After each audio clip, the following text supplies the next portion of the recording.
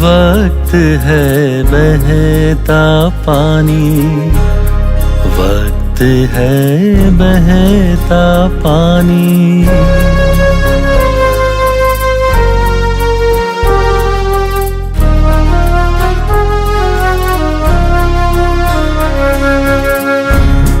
वक्त है बहता पानी, वक्त है बहता पानी। बदले मौसम साल महीना, वक्त के संग होगा जीना।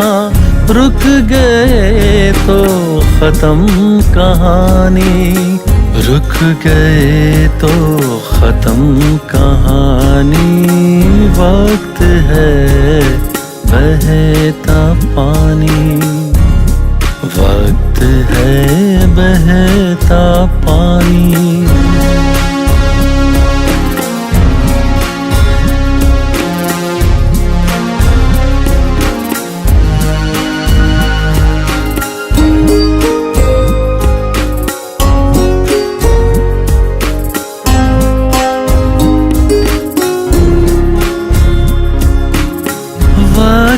बदले बदले अपने, वक्त बदले बदले सपने।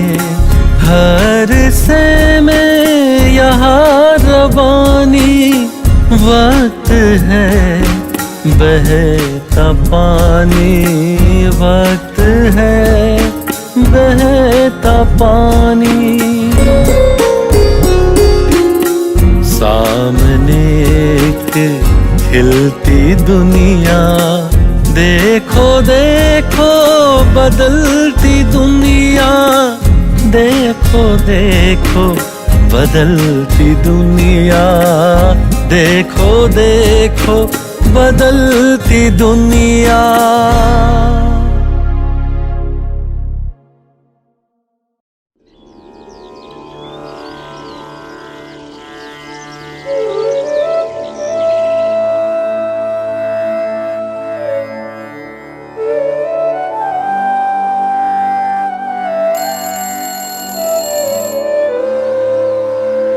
Hello hello. अच्छा, गृह शांति पूजा। हाँ हाँ, हो जाएगा जी। अरे सब्र करो भाई। नहीं नहीं नहीं, आपको नहीं बोल रहा हूँ। हाँ, तो मैं क्या बोल रहा था, आपको कौन सी करवानी है? ठीक है, आप सोच के बता दीजिएगा।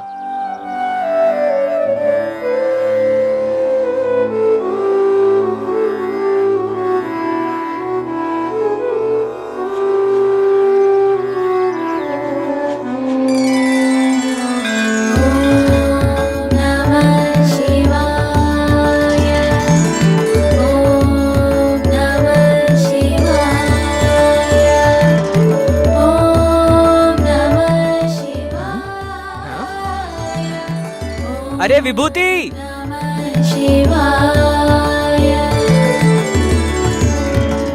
आत्मदेव वहां क्या कर रहा है? क्या लगा रहा है वो दीवार पर? अरे भाई, क्या तू जानता नहीं है? क्या? अरे वो कुछ दिन पहले राजस्थान गया था। हाँ? जब से वहाँ से लौटा है तब से कुछ बदला बदला सा लग रहा है। और इतना ही नहीं, गांव के लोगों को तो पता नहीं क्या नाप शनाप बोलता रहता है। आज आत्मदेव जी नहीं आए क्या? हाँ, आत्मदेव जी वहाँ है। कुछ समझ नहीं आता वो क्या कर रहा है। सब उसके पीछे भागते हैं।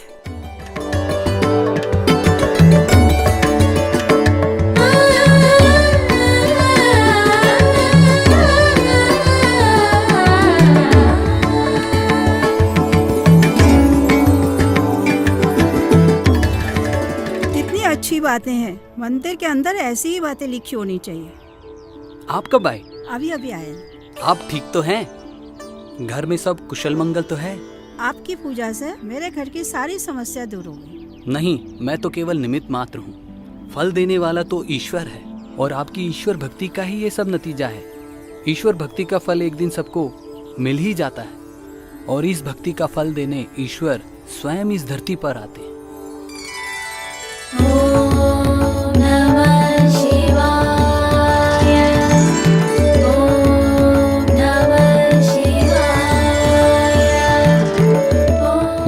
शिवाय, ओम नमः शिवाय, ओम नमः शिवाय, ओम नमः शिवाय। एक बात कहूँ, कहिए। ये जो हम तिलक लगाते हैं, इसका कोई अर्थ है या यूं ही लगाते हैं? मुझे कुछ पता नहीं, यह एक रिवाज होगा या भक्ति की निशानी, और क्या हो सकता है। ये आध्यात्मिक रहस्य है। जहाँ हम बिंदिया और तिलक लगाते हैं वह आत्मा के रहने का स्थान है, और ये तिलक खुद को और दूसरों को आत्मस्मृति याद दिलाने के लिए लगाया जाता है। वाह, मैं तो नई बात सुन रही हूँ। बहुत ही सुंदर बात है। हम तो भक्ति से ये सब कर रहे थे।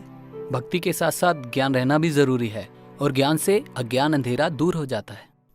बहुत अच्छी बात है। कभी फुर्सत में आपसे ज्ञान की बातें जरूर सुनूंगी। आप ये पैसा रखिए और प्रसाद चढ़ाकर गरीबों में बांट दीजिएगा। मैं चलती हूँ। ठीक है।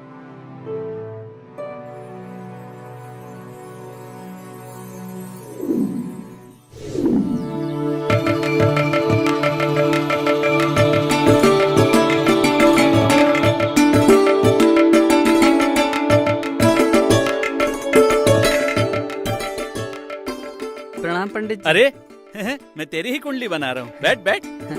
अरे अरे यहाँ नहीं, यहाँ यहाँ बैठो, यहाँ बैठो। आओ आओ, बैठो बैठो बैठो। अरे बैठो बैठो, आराम से बैठो बैठो। अच्छा ठीक है। इस समय तुम्हारी ग्रह दशा बहुत खराब है, और तुम्हारी कुंडली में शनि की दशा है। धनहानि, प्राण पीड़ा और ऐसे कई कष्ट हैं। अरे तेरा मृत्यु योग भी है। इसका कोई तोड़ है पंडित जी? है ना। हाँ, दूध से, हाँ, जल से, मधु से, अच्छा। घी से हाँ। रुद्राभिषेक करवाना पड़ेगा। जी जी। पूरे 80,000 का खर्चा होगा, समझा? 80,000? इतने पैसे? मेरा हालत तो ऐसे ही खराब है। इतना पैसा मैं कहाँ से लाऊंगा? अच्छा छोड़, एक काम कर, 10 ब्राह्मणों के लिए भोजन और दक्षिणा में 16,000 दे दे। इतना भी नहीं दे सकता। इतना भी नहीं कर सकता? अच्छा छोड़, 2,500 का जुगाड़ तो कर ले। 500?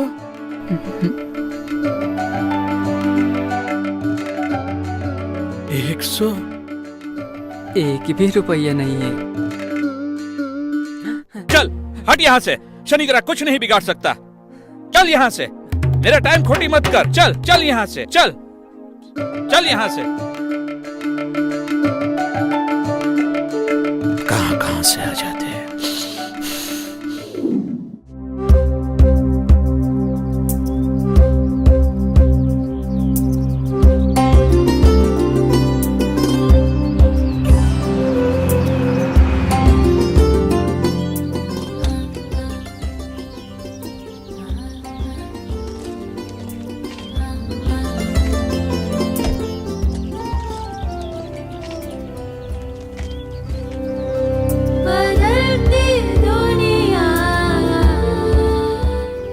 नमस्ते नमस्ते वेद प्रकाश जी कैसे हैं आप? बहुत अच्छे।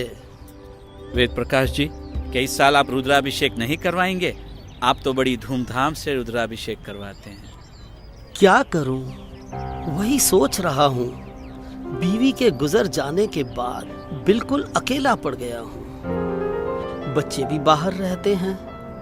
सोचता हूं संभाल पाऊंगा या नहीं अपने आप को। इतनी चिंता मत कीजिए वेद प्रकाश जी। आप 21 वर्षों से बड़े धूमधाम और भक्ति भाव के साथ रुद्राभिषेक करते आए हैं। अभी और कर्मकांड करने की चिंता मत कीजिए। अपने मन और बुद्धि को ईश्वर के आगे समर्पण कीजिए। रुद्र ज्ञान प्राप्त कीजिए, बड़ा सुकून मिलेगा। ईश्वरीय ज्ञान प्राप्त होना माना ईश्वर की प्राप्ति होना। वेद प्रकाश जी, मैं जल्दी में हूँ, मंदिर चलता हूँ, फिर मिलते हैं। अरे भाई, अब हमें ही कुछ करना अरे पड़ेगा। मुझे तो विभूति, कुछ भी समझ हरि, नहीं आ रहा। रुको रुको लो, रुको। आगे शंकर सुनो, जी। ये आत्मदेव है ना, पगला गया है। पता नहीं लोगों को क्या क्या सुनाता है। लगता है इसकी खोपड़ी गुम गई। अरे क्या हुआ, बताओ तो सही। आप क्यों इतना बड़बड़ा रहे हैं? अरे वेद प्रकाश जी। अरे कौन वेद प्रकाश जी? अरे वो जो हर साल बड़े धूमधाम से रुद्राभिषेक करवाते हैं। हाँ हाँ, याद आया, वो बहुत दान दक्षिणा देते हैं। तो उनका क्या हुआ? अरे उनका कुछ नहीं हुआ। ये आत्मदेव उनको बताता है कि रुद्राभिषेक करने की जरूरत नहीं और ज्ञान दे रहा है। अरे शंकर, जाकर देखो तो क्या पट्टी पढ़ा रहा है वो उसको। हाँ, मैं जाकर देख के आता हूँ। अरे सुन, आपने सही कहा आत्मदेव जी। अभी ईश्वर अनुभूति करने को दिल कह रहा है, मगर एक जिज्ञासा है, आपने ये सब ज्ञान कहाँ से प्राप्त किया और कैसे मिला? ये एक इत्तेफाक समझिए या ईश्वर की कृपा। मुझे ये ज्ञान ब्रह्मा कुमारी संस्था से प्राप्त हुआ। अरे हाँ हाँ, वो जो मार्केट में है, 2-3 बार वहाँ से आए थे, लेकिन मुझे वक्त नहीं मिला। आप एक बार वहाँ अवश्य जाइए और वो जो कहते हैं उसको समझने की कोशिश कीजिएगा। और वैसे भी भक्ति की प्राप्ति तो ज्ञान ही है, और आप इतना समय से भक्ति मार्ग में थे, उसका फल तो आपको मिलना ही चाहिए। अच्छा। हाँ बात तो ठीक है। और ये शंकर क्यों नहीं आया अभी तक? कहाँ रह गया? अरे क्या चल रहा है जानते हो? अरे क्या हुआ, इतना गुस्सा क्यों कर रहा है? गुस्सा नहीं करूं तो क्या करूं? ये वेद प्रकाश जी को ब्रह्मा कुमारी के पास भेज रहा है। ये उल्टा ज्ञान उसको वहीं से मिला है। चलो चलो, अभी मंदिर के ट्रस्टी को बताते हैं। चलो चलो। बदलती दुनिया।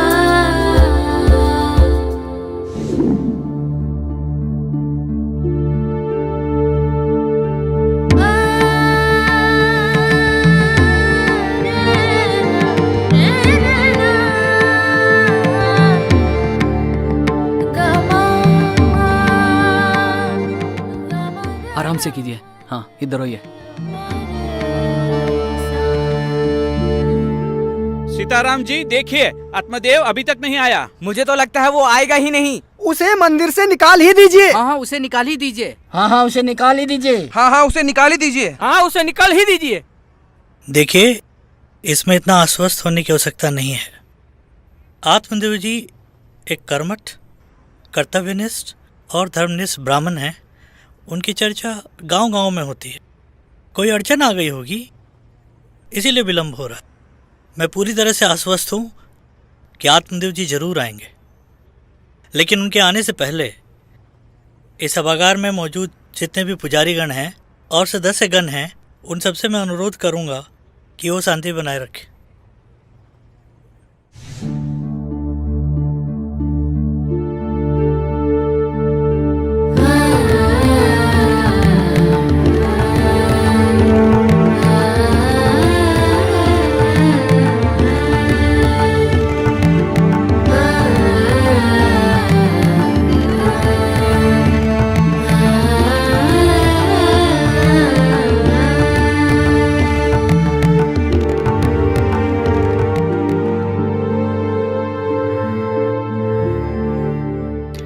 ये दवाई लेके आ जाइए। डॉक्टर साहब, कुछ डरने की बात तो नहीं कोई है? बात नहीं, नो प्रॉब्लम। शुक्रिया डॉक्टर साहब। जल्दी लेके आइए।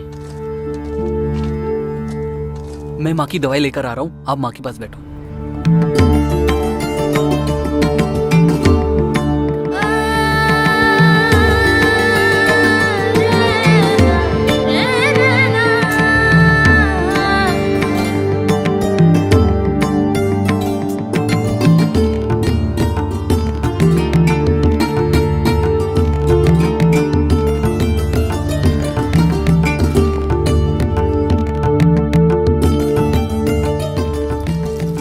डॉक्टर ने क्या कहा? डरने की कोई बात नहीं है, आप ये दवाई लो और माँ के पास बैठो। मैं अभी गया, अभी आया। आप कहाँ जा रहे हैं? अरे वो मंदिर ट्रस्टी बोर्ड ने मुझे बुलाया, उनसे मुझे कुछ काम है, उनसे मिलकर मैं तुरंत आ रहा हूँ।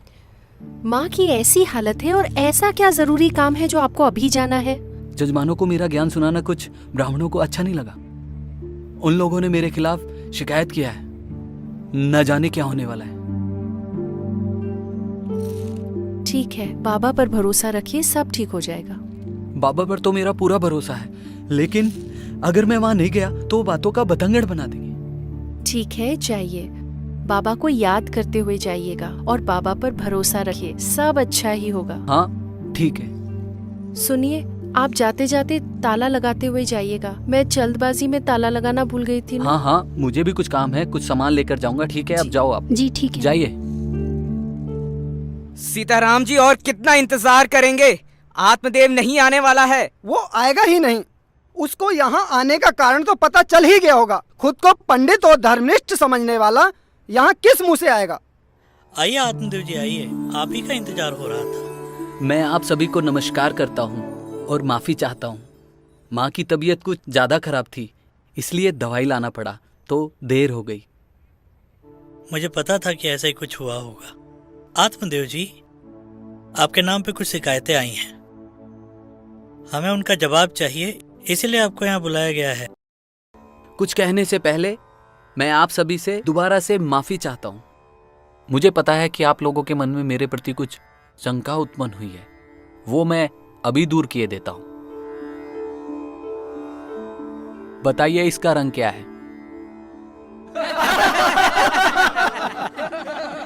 ये तो लाल रंग है। पक्का लाल रंग है? हाँ भाई, हमको तो लाल रंग ही दिखता है।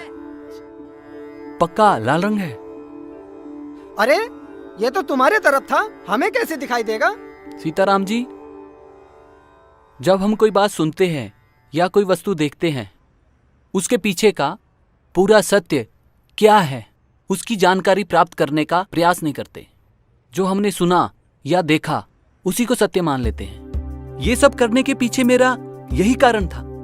अगर आप लोगों की अनुमति हो तो मैं आप सभी के सामने अपने अनुभव रखना चाहता हूँ। देखिए सीताराम जी, ये सबका वक्त बर्बाद करना चाहता है और ये जो कर रहा है वह ठीक नहीं है और ना ही इसके पास कोई जवाब है। ये हमारी परंपरा को तोड़ना चाहता है। इसके पीछे जरूर कोई साजिश है। इसको अभी इसी वक्त मंदिर से निकाल देना चाहिए। आप लोग शांति बनाए रखिए। देखिए, आप लोगों को क्रोधित होने की कोई आवश्यकता नहीं है। आप सभी शास्त्रज्ञ पंडित हैं। श्रीमद् भगवद गीता के अध्याय 2 और श्लोक 63 में लिखा है, क्रोधात भवति सम्मोह, सम्मोहात स्मृति विभ्रमः, स्मृति भ्रशांत बुद्धिनाशो, बुद्धिनाशात प्रणाशयति। इसका अर्थ तो आप सभी को मालूम ही होगा कि क्रोध करने से बुद्धि भ्रमित हो जाती है और विचार करने की शक्ति नष्ट हो जाती है। कुछ निर्णय लेने से पहले हमें अपनी बुद्धि को स्थिर करना चाहिए और उस विषय पर विचार करना चाहिए। जैसे पेड़ से एक सेब भूमि पर गिरने के विषय को सर आइजैक न्यूटन विचार को लिया गया तो एक अनजाना सा सत्य सामने आया। मेरा आप लोगों से विनम्र निवेदन है, पहले आप मेरे अनुभव सुने, उस पर विचार करें, उसके पश्चात ही कोई निर्णय लें। ठीक है, आप अपना अनुभव सुनाइए। आप सभी जानते हैं मैं धर्म में निष्ठा रखता हूँ और कर्म में भी निष्ठा रखता हूँ। एक रोज की बात है, मैं सुबह 4 बजे जागा और मैंने अपनी पत्नी को ध्यान मुद्रा में देखा।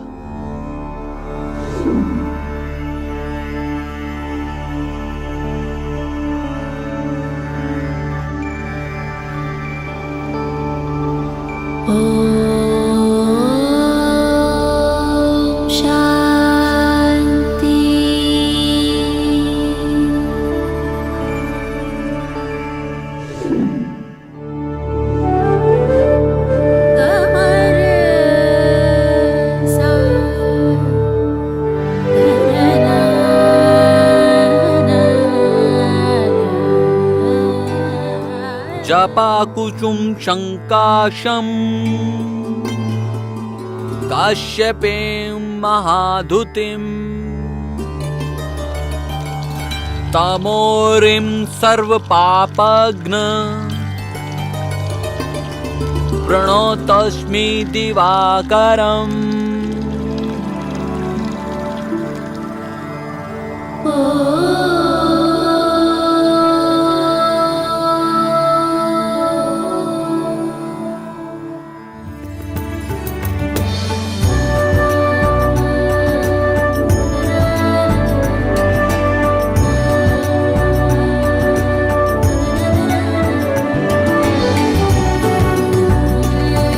अर्चना, आज मैंने तुम्हारा एक नया अवतार देखा। तुम किसी के ध्यान में मग्न थी। ऐसा तो मैंने पहले कभी नहीं देखा। मैं भगवान से बातें कर रही थी। क्या बात है, आज जल लाना भूल गई? ओहो, हाँ हाँ, अभी लाई। पहले तो कभी पानी लाना नहीं भूली। क्या कोई समस्या है? अच्छा अर्चना, भगवान ने तो हमें बहुत सुख शांति से रखा है, फिर भगवान से बात करने की क्या आवश्यकता हो गई? सच बताओ, खुलकर बताओ। अगर खुलकर नहीं बताओगी तो कैसे पता चलेगा कि क्या समस्या है? मेरी कोई समस्या नहीं है। तो फिर? मैं अपने पत्नी धर्म का पालन कर रही थी। तुम क्या बोल रही हो? ये सब मेरी समझ से पार है। शास्त्रों में भी कहा गया है पत्न्या त्रायते इति पत्नी, अर्थात पत्नी का धर्म है पति को पतन मार्ग से बचाना।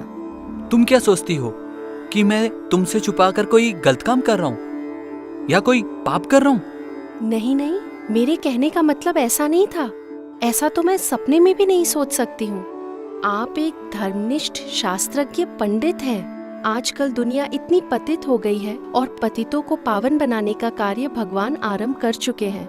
आप एक बार मेरे साथ आश्रम चलिए, फिर आप सब समझ जाएंगे। अर्चना, ये शास्त्रों में भी लिखा हुआ है, स्वधर्मे निधनम श्रेया परधर्म भयावह, अर्थात स्वधर्म में मर जाना ही बेहतर है। उनको उनके स्वधर्म में रहने दो, हम अपने स्वधर्म में ठीक हैं। मैं भगवान से यही कह रही थी, स्वधर्म क्या है मेरे पति को समझा दीजिए। कुछ दिन ऐसा ही मेरी पत्नी के साथ तर्क चलता रहा। अरे तो बहुत ही रोचक बात है, आगे क्या हुआ? कुछ दिनों बाद माउंट आबू जाने का मौका मिला।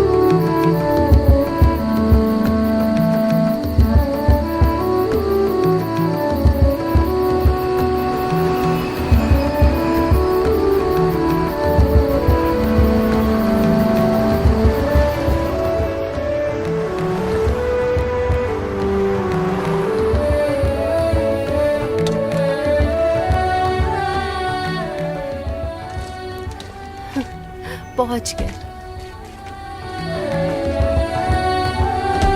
कितनी शांति है ना यहाँ, आइए, और मौसम भी कितना अच्छा है। के प्रोग्राम होते हैं। इस तरफ आइए।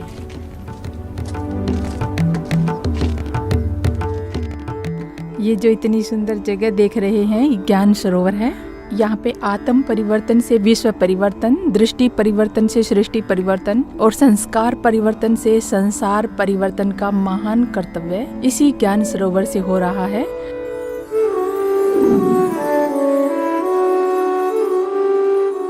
धार्मिक संस्थान और सामाजिक सेवा संस्थान से जुड़े हुए लोग जो हमारे बीच भाई बहन आज पधारे हैं, उनका भी हार्दिक स्वागत और अभिनंदन है मेरी ओर से।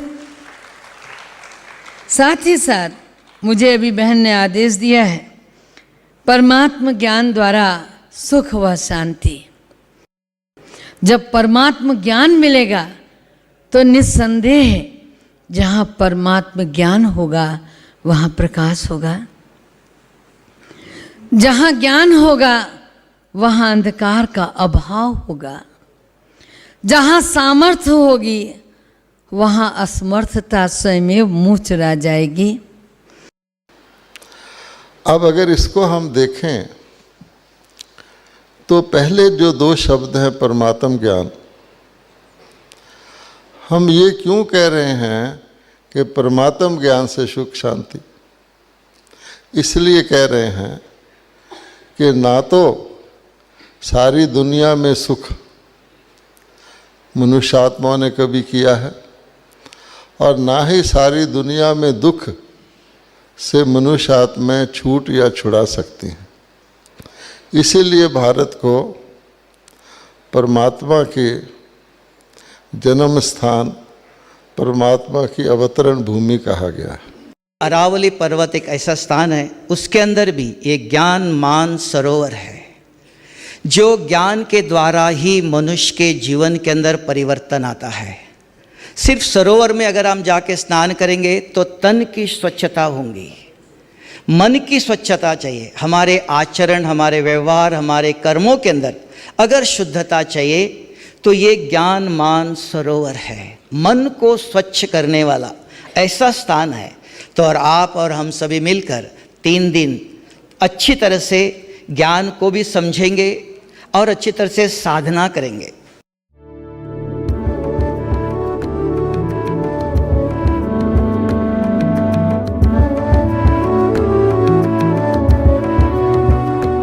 आइए बैठिए, आप यहाँ बैठिए।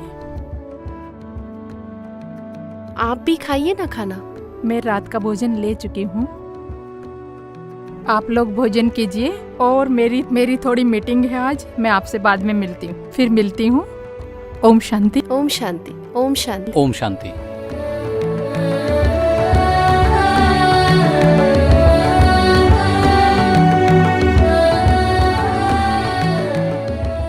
यहाँ पर आकर आपको कैसा लगा?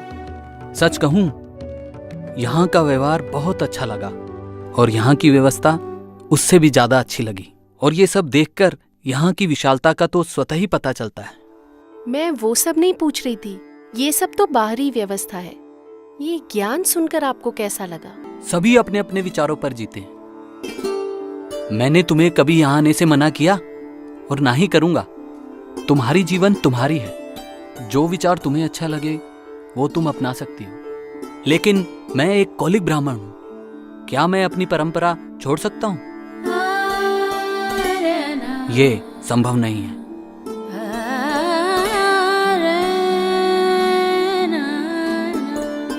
विचार अच्छा लगना और उसे अपनाने में बहुत अंतर है।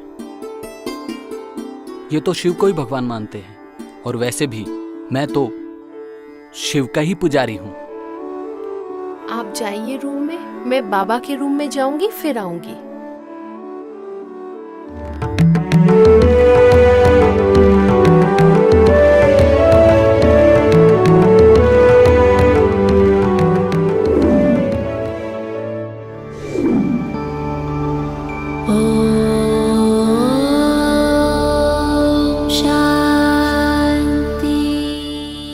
बाबा ये समझते नहीं है, आप ऐसा कुछ करें जिससे वो आपको महसूस कर सके।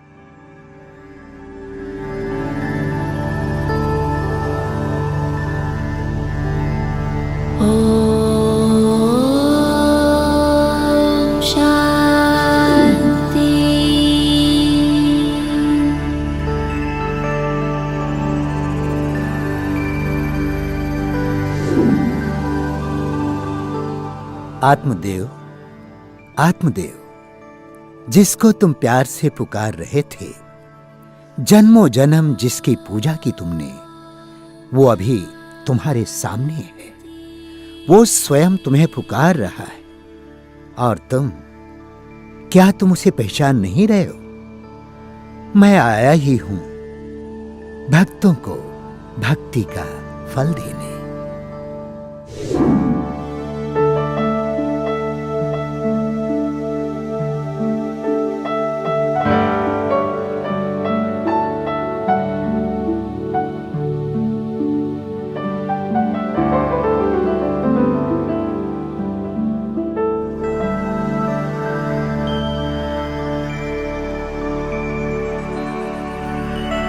आत्मदेव, आत्मदेव,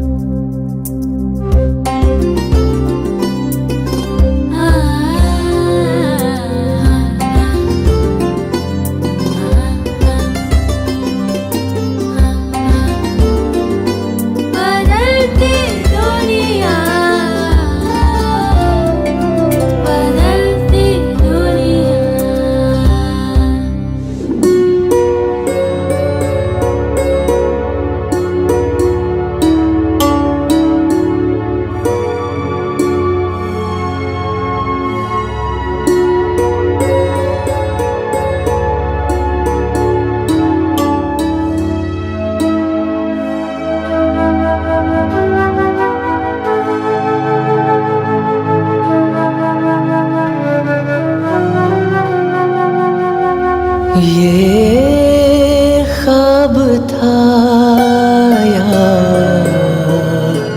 हकीकत,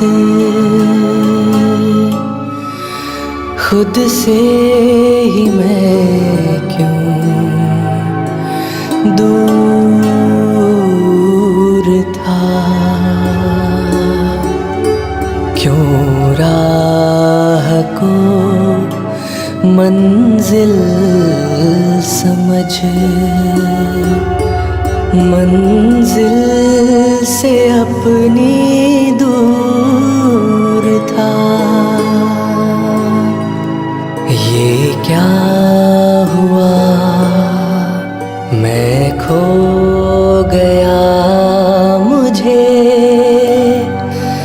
मेरा कोई दे पता,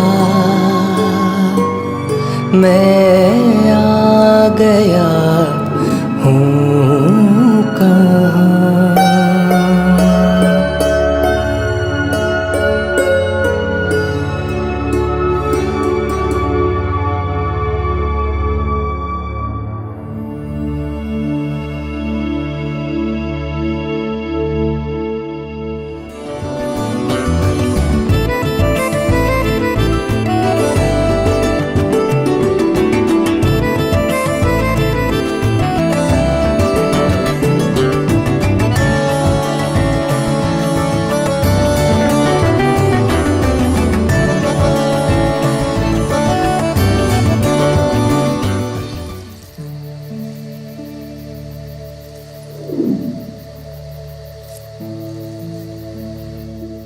आप यहाँ सोए हुए? क्या हुआ? मुझे नहीं पता मैं यहाँ कैसे आया। कल रात एक अद्भुत सा एहसास हुआ। मुझे बिल्कुल भी पता नहीं यहाँ मैं कैसे आया। क्लास में नहीं जाना है क्या? मुझे दादी जी से मिलना है। मैं दादी जी से मिल सकता हूँ या नहीं? मुझे उनसे कुछ बात करनी है। ठीक है, मैं दीदी से बात करती हूँ। ठीक है, तुम क्लास जाओ, मैं स्नान करके आता हूँ। ठीक है।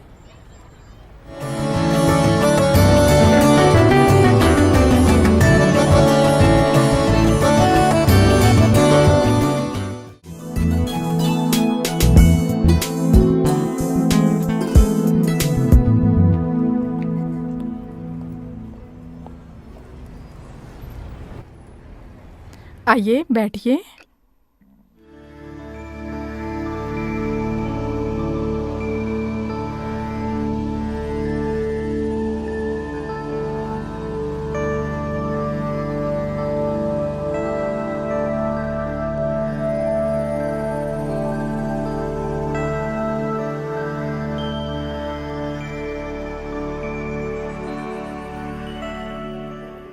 ओम शांति।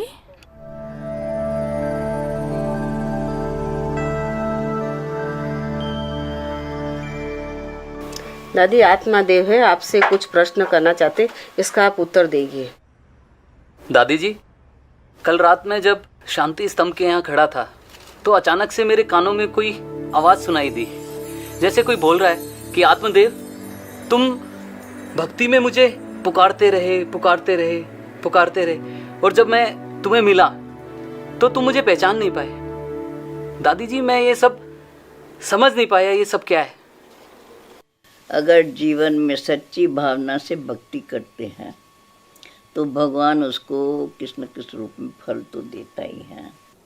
दादी जी, मैंने यहाँ देखा है कि सभी सफ़ेद वस्त्र धारण किए हुए हैं। क्या यहाँ सफ़ेद वस्त्र ही पहने जाते हैं? देखो, हम लोग भैया सफ़ेद ड्रेस पहनते हैं, ऐसे नहीं हमें कोई मना करते हैं ये नहीं पहनो वो पहनो, परंतु फिर अपने दिल को नेचुरली है ना, जब ईश्वर के साथ मन लग जाता है तो बाहर की आज की जो बाहर की वृत्ति है उनसे मन बदल जाता है। ये नहीं चाहिए, ये चाहिए, ये है, वो है, खान पान ये सब, तो उससे मन बदल जाता है। अपना खान पान शुद्ध रखना है, वस्त्र भी शुद्ध रखना है, जो ऐसे भी नहीं कोई मुझे देखो उसको मेरे तरफ आकर्षण हो, क्योंकि शरीर के तरफ किसकी भी आकर्षण, ज्ञान तो किसको है नहीं, तो शरीर के तरफ आकर्षण होंगी वो तो नुकसानकारक है ना। इसलिए हमें अपने जीवन के अंदर वो धारणा बनानी है, तो मैं शुद्ध आत्मा अर्थात सर्वशक्तिमान परम पिता परमात्मा की संतान हूँ।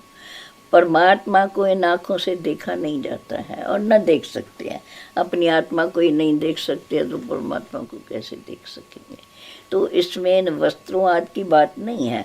वो तो जैसे जैसे ये समझता जाएगा, जैसे स्वयं की पहचान आएंगी, वैसे अपनी जीवन के अंदर उसी रीति से चलता रहेगा, न बहुत ऊंचा न बहुत नीचा। दादी जी, क्या मैं अपनी व्रति में रह सकता हूँ? बाकी कपड़ा पहनने के लिए, भोजन खाने के लिए, वो तो भगवान ने हमें सब कुछ दिया है और उसके लिए शरीर को बिठा थोड़ा ही देंगे। शरीर से भी मेहनत तो करेंगे ना, काम काज करना है। ऐसे तो सब जो परिवार है, परिवार में माँ बाप जो भी कहते हैं उनकी भी यथार्थ बात मानिए। बाकी कोई ऐसी जैसी बात है तो हम समझते हैं, ठीक है, बड़े हो जाते हैं, बुजुर्ग हो जाते हैं तो चलो किनो के बोल ऐसे हो जाते हैं। पर अगर हम अच्छा होके चलते हैं तो वो भी हमें प्यार करेंगे। असल में शास्त्रों में भगवान के लिए क्या कहा गया है और उसको जानने की कभी हमने कोशिश ही नहीं की, बस तोते की तरह रटते रहे। क्या हमें भगवान के बारे में जानना नहीं चाहिए? क्या हम ईश्वर को दिल से अपना पालनहार मानते हैं? अगर मानते हैं तो अपने पालने की चिंता क्यों करें? ये तो ईश्वर का काम है, हमें तो बस कर्म ही करना है। हम खुद कौन है, क्या हमें जानना नहीं चाहिए? काम, क्रोध, लोभ, मोह, अहंकार से बुद्धि भ्रमित हो जाती है और स्वयं परमात्मा हमारा पालनहार है, ये हम भूल जाते हैं। रुद्र ज्ञान यज्ञ से हम काम, क्रोध, लोभ, मोह, अहंकार पर जीत प्राप्त करते हैं। आप सही कह रहे हैं, हमें ये ज्ञान भी जानना चाहिए। हर जगह लोगों को रुद्र ज्ञान सुनाने की व्यवस्था की जानी चाहिए। हाँ, अब बहुत देर हो चुकी है। इस सच्चे ज्ञान को हमें अपना लेना चाहिए, उसको अपने जीवन में धारण कर लेना चाहिए। इस बदलती दुनिया के साथ साथ अपने आप को भी बदल लेना चाहिए। वक्त है बहता पानी, वक्त है बहता पानी, बदले मौसम साल महीना, वक्त के संग होगा जीना। रुक गए तो खत्म कहानी, रुक गए तो खत्म कहानी। वक्त है बहता पानी, वक्त है बहता